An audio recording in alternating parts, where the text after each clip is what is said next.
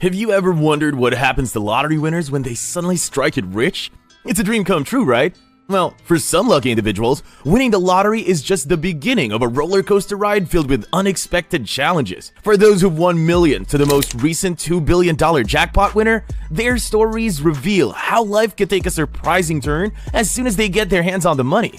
Let's dive into the fascinating world of lottery winners who find themselves facing lawsuits and unexpected twists of fate after hitting the jackpot. Edwin Castro. On an ordinary day in November 2022, Castro made the decision to buy a Powerball ticket, which is when Castro's tale begins. He had no idea how that tiny piece of paper would completely alter his life. The drawing day finally came, and guess what? Castro won the greatest Powerball prize ever, a mind-blowing $2 billion when he scooped the jackpot. He made the decision to pay everything in one go and instantly gained $997.6 million. But the happiness was short-lived since a fellow Californian, Jose Rivera, stepped forward and leveled a shocking accusation. He said that the ticket belonged to him and that the day after he bought it, someone stole it from him. What a shift, oh my. Rivera claims to have purchased the winning ticket from Jose's service location in Altadena before losing it. Barachi F. Romero, his then landlord, allegedly found the ticket but chose not to give it back, saying they could divide the prizes if it turned up. Romero claimed to have seen Rivera with the ticket, but he had no idea how it got to Castro or why Castro was a party to the complaint. The Pasadena police became engaged as the story grew more complex. It all appeared to be petty theft to the cops because guess how much a ticket was? $10 only. It's interesting to note that the California Lottery Commission did not look into tickets that were stolen and insisted that Castro was the rightful winner. However, Rivera's attorneys insisted on reviewing the security footage to determine who purchased the winning ticket. Owner of the servicing facility, Joe Tahayat, found himself in a difficult situation. He initially asserted that Castro was the true victor, but more lately, he has modified his position. He now asserts that he cannot recall whether Castro purchased the ticket in the absence of any CCTV footage or other evidence. The court case is still pending, and Edwin Castro, the lucky winner once, is now dealing with an unforeseen legal conflict. This lottery story is far from over, demonstrating once more that the winning jackpot can in fact bring about more hardship than delight. When the next individual on our list got $16.2 million in 1998, he believed he was the luckiest man alive. But was he? In the end, he came to regret all of his victories. Post Bud. Bud's account balance at the beginning of the story is only $2.46.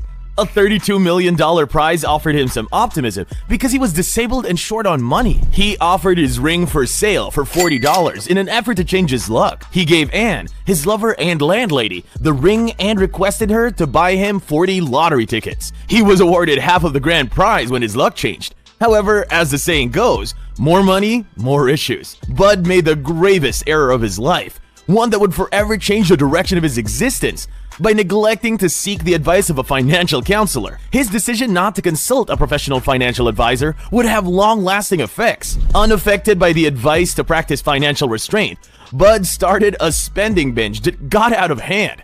Indulgent gifts, pricey restaurant leases for his siblings, a used car lot for his brother, and even an airplane were frittered away from his newly discovered money. Bud appeared to be in a dreamlike state as a result of the seduction of his recent wealth. But in a sad turn of events, this fantasy would suddenly become a relentless nightmare reality in just 3 months. Bud, who appeared to be overcome by his impulsive spending tendencies, discovered himself buried behind a startling $500,000 in debt. Surprisingly, he showed no evidence of reining in his excessive behavior, despite the impending financial catastrophe. His next lottery winning was wasted on a luxurious $395,000 mansion in an act of carelessness. Bud was seemingly indifferent to the impending financial crisis, as his dreams led him deeper and deeper into a vortex of excess. But the universe had other plans. Next came a twist straight out of a crime thriller. His own brother, Jeffrey, was blinded by the easy money he saw in his brother's name. So he hatched a plot to murder Bud and his 6th wife. The plan, however, was caught before it worked, and Jeffrey was put behind bars.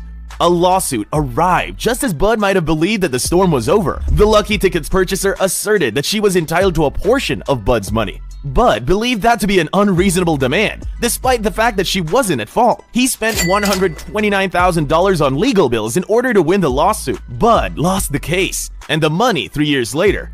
He was also told to give Anne a stunning $5.5 million, or 1/3 of his profits.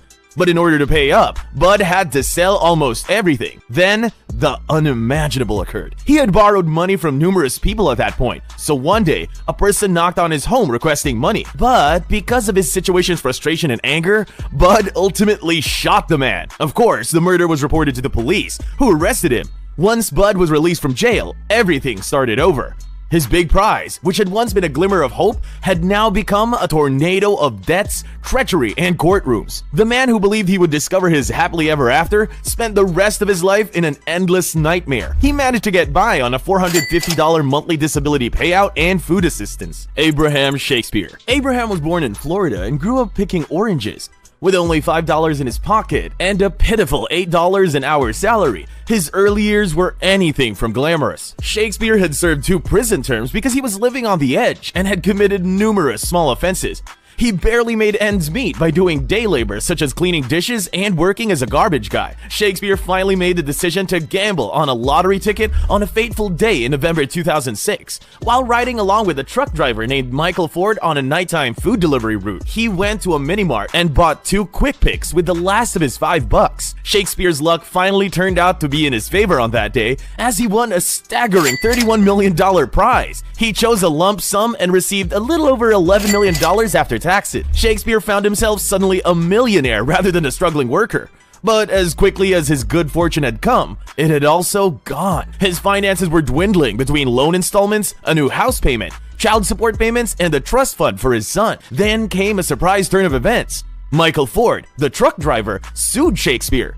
He asserted that he was entitled to the winning ticket and thus the remaining wealth. He insisted that Ford was the one who purchased and gave Shakespeare the ticket. Abraham Shakespeare, on the other hand, maintained his position and refuted Ford's claims. The court ruled in Shakespeare's favor, but the legal disputes continued. Shakespeare then inexplicably vanished in April 2009. There was no message, no call, nothing. After his family reported him missing, posters featuring his face began to appear across the community, begging for information. Sadly, things continued to deteriorate. It was later discovered that a woman by the name of Doris D.D. Moore entered his life. Moore had other, more sinister plans in mind, but she manipulated him by pretending she wanted to assist him in managing his finances. The worst occurred in January 2010, when Moore was convicted of Shakespeare's murder when police discovered his body. The tragic tale of Abraham Shakespeare serves as a sobering reminder of how quickly good fortune can turn bad. Shakespeare won the lottery, but his life did not turn out the way we all hope it will when we think of winning the lotto. The lotto winner spent the most of his time in court or fretting about losing his fortune after becoming wealthy. You cannot live a happy life in this manner. Fortunately, our next winner on this list might not experience that.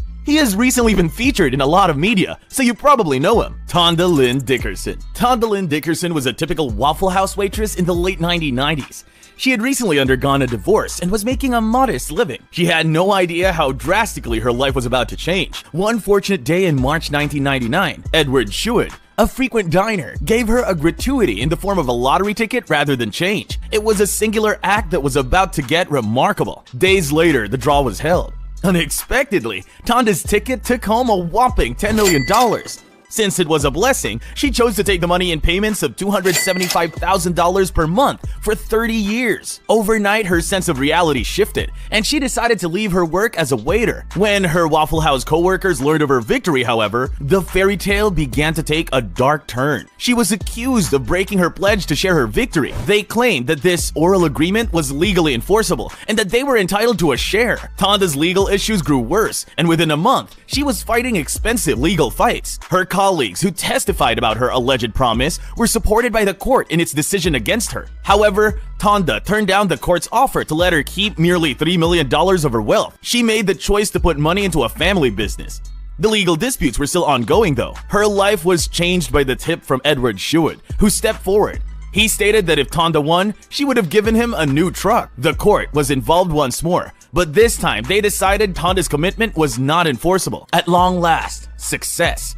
Her problems, however, were far from over. In a shocking turn of events, her ex-husband, Stacy Martin, resorted to a desperate act by kidnapping her at gunpoint. Spiriting her away on a boat, Stacy believed he could claim a portion of her lottery winnings or perhaps seize everything she had amassed. Despite the terrifying ordeal, our courageous protagonist found a way to flip the script. In a moment of quick thinking, she appealed to Stacy, requesting permission to answer a call on her phone. Seizing this opportunity, she bravely defended herself and shot Stacy in an act of self-preservation. Although he survived the encounter, it marked yet another horrifying episode in her already tumultuous life. Adding to her already substantial woes, Tonda was confronted with a staggering $1 million gift tax and a substantial income tax liability. These financial burdens were the unwelcome consequences of her investment in the family business. In a cruel twist of fate, the once gleaming jackpot that held the promise of solving all her problems transformed into a persistent source of distress and financial strain. Yalworth Hoare, a man serving a life sentence for a terrible crime, found himself living a routine life behind prison bars. But in 2004, something remarkable, or perhaps unfortunate, happened. Hoare struck gold in the UK National Lottery, winning an astonishing £9 million. What made this astonishing was that he had purchased a winning ticket during a brief release from his prison cell, a weekend furlough. This unexpected twist made headlines, leaving people both stunned and furious. Here was a convict, especially one with a heinous record, suddenly a multi-millionaire. But amidst the shock and outrage, one person saw an opportunity in the startling turn of events. That person was none other than a survivor of Hoare's past crimes, a woman named Shirley. Hoare had attempted to assault her, leading to his life sentence.